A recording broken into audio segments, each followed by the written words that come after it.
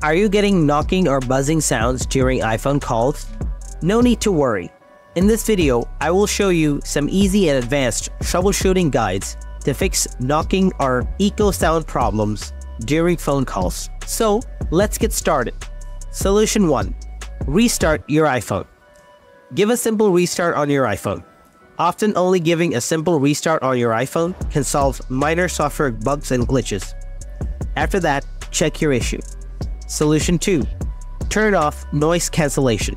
Open Settings, scroll down, tap Accessibility, scroll down, tap Audio and Visual, scroll down, turn off phone noise cancellation, and make sure to keep the audio balance to the middle position. Solution 3. Clean the speaker. Dust and debris can accumulate in the speaker and microphone ports, leading to distorted sound. Gently clean these areas with a soft brush or compressed air, and check your issue. Solution 4. Reset all settings. Open Settings, scroll down, tap General, scroll down, tap Transfer or Reset iPhone. Tap Reset. Reset all settings. Tap Reset all settings again.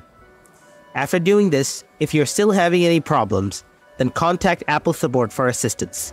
And as always, thanks for watching.